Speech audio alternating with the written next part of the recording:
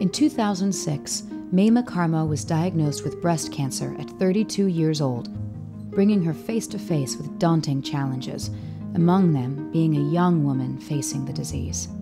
When you're going through this at a young age, everyone says you found it early, you're lucky, or you're still young, you have time, but because you're younger, the cancer is more aggressive. And so your entire life is changing.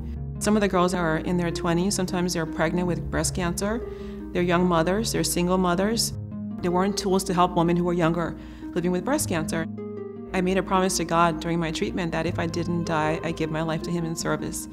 I was thinking, how many other women are there like me, and girls who are going through this, who feel lonely, who feel scared, who don't know where to turn. Even while Maimah was undergoing treatment for breast cancer, she took the first steps toward what would become the Tigerlily Foundation, named for a flower that loses its petals and then blooms again.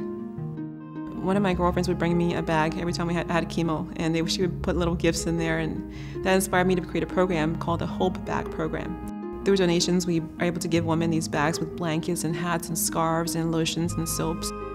One of our other programs is called Funds for Families. Our goal is to be able to provide just-in-time support for these women and to offer them critical support during a time of important need. Our Stage 4 program is one of my favorite programs because it's in honor of my friend Kristen Martinez, who lost her life to breast cancer at a young age. We wanted women who were dying to know they wouldn't be forgotten.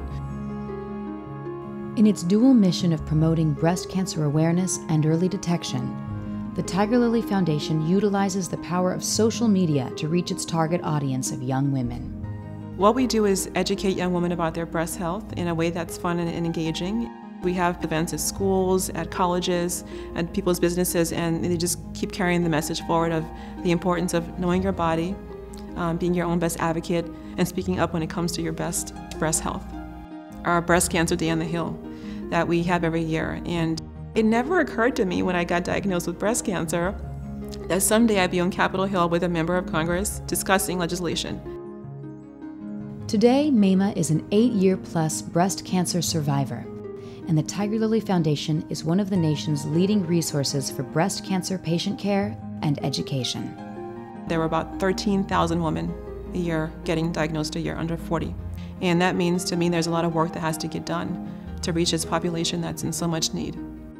There are women that are calling all the time, every day, who need hope, who need support. And my job is to be able to raise money for them, is to be able to empower them and to love them through treatment and to inspire them and to hold their hand, through the process.